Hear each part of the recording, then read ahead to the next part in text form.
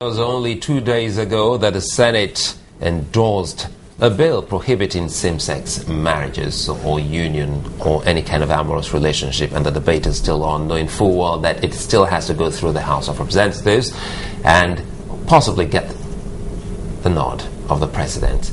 But again, joining us to look at the same-sex debate is a clinical psychologist, Dr. Charles Umeh. Good morning. Good morning. You know, there's been loads and loads of comments and views on the same-sex debate. Some have actually attributed it to some kind of psychological, should I say, explanations.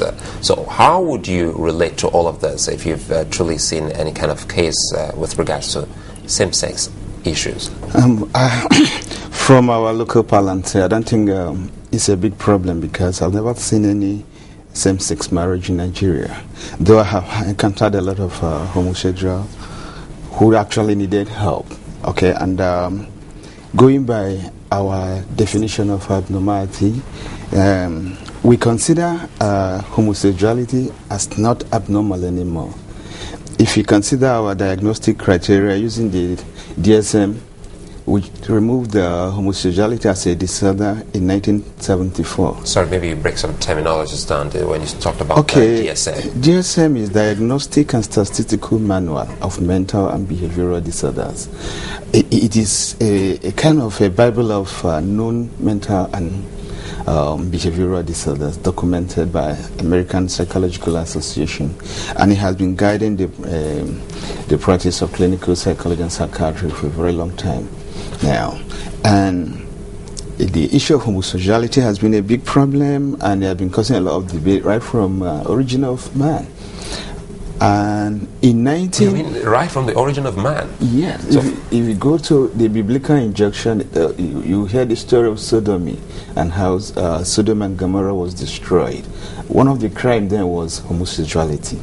So even in the ancient Greek history, okay, we had the eminent personnel that were actually homosexuals. Before the Puritan era, that he went down on the ground, okay, because there was stringent measures against known homosexuals. But it became a subculture and was thriving. You know, maybe we'll try to relate it to this. Just yes. Not too far away, a Norwegian was just convicted of killing over 200 people, and just this week, the psychologist came up to say, well, he's not liable because he's mentally disturbed. Yes. So, for instance, if we look at the mental being of some of those whose sexual preference is of same sex, how would you relate to that? Now, from documented evidence, they function normally as every other normal human being. There hasn't been any emotional problem. Normally, you say? Yes. Okay, there's a study that was done, even though it's said to be twisted, that's because the researchers had vested interest. Yes. The Hammer's X chromosome research. Okay. You know about it? I've heard about it. Okay. That talks about the fact that the X chromosome or one of the chromosomes is faulty. That's why the homosexuals behave the way they are, and all that. But you're now saying it's an anomaly. I'm not saying it's an anomaly per se, because it's not a disorder now. We are no more seeing it as a disorder. Reason being that when you talk to some homosexuals, they'll tell you that they are born to be gay. In other words, for years, it was seen as a disorder.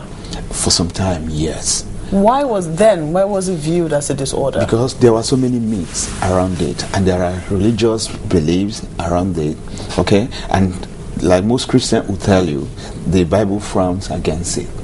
So that's why people who are looking at it, because at the time the religion was dominating virtually what was going on earth. So that was why they saw it that way. And that was what led to, during the Puritan era, the culture became a subculture and went on the ground and was thriving. Okay, so it was thriving underground. Yes. In the Greek and Roman empires, it was thriving, but underground, it was not done publicly. It wasn't brought to the fore, okay, because of the religious dominance and beliefs then.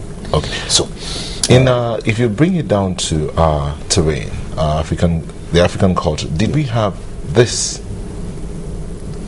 Well, there was no documented evidence of homosexual practices in Africa during that period. But we know from little, let's say, uninformed sources that, yes, it was going on.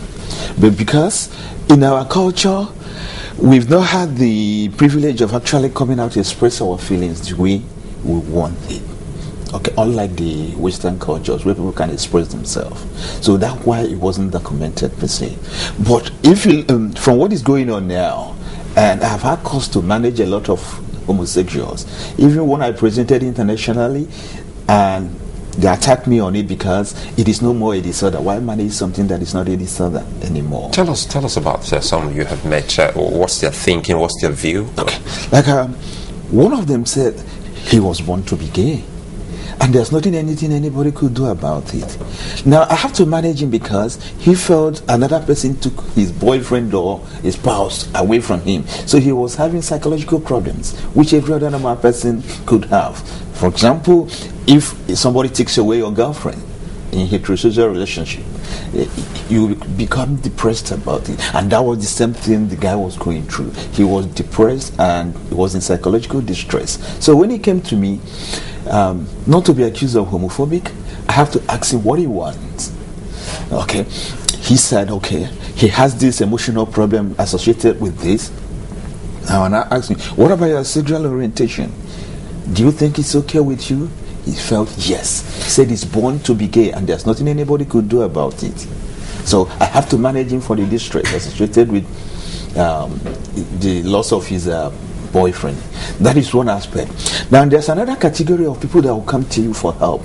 Those are the people who say have ego dystonic homosexuality instinct, in the sense that they see themselves as gay, but it doesn't go in tandem with their personality, so it's causing them distress. You still have that category of them. So those people you can help by changing their sexual orientation. And in most cases, theories we use very much in psychology, like Sigmund Freud's theory, actually give credence to some of these things. Because Sigmund Freud sees homosexuality as a product, or he sees every normal human being as bisexual. And if you look at development, there are times people get aroused normally by being exposed to same-sex sexuality. Okay, so he feels that we have that innate tendency, but the orientation we have growing up is what makes it come to the fore, our orientation. So when you talk about orientation now, psychologically speaking, how does this affect some people? Some say, well, the first contact, sexual contact they had, actually changed all of this. For instance, maybe you went to an all-boys school, an all-girls school. Yes. Does this really happen to people at all? Of course, that's exactly what I'm talking. Like, if you follow Sigmund Freud, the orientation you have growing up. Okay. In sexuality, to me, is about 90% emotion and only 10% physical. Now, as a young boy or a young girl is growing up. Sorry, you said to you, is that also in psychology as well? Or that's well, in psychology, yes, but it has not been proven. I'm just saying from my own perspective, okay, because I don't have a figure to say 70% this. But from what I have seen, that's what I'm saying. So it tilts towards that side, because I also do sexual therapy for people. So you can see that the act of sexuality is very much couching emotion. And as a young person growing up, once you start getting into puberty, the first sexual orientation you experience, okay, the first sexual activity you experience will go a long way in determining how you turn out.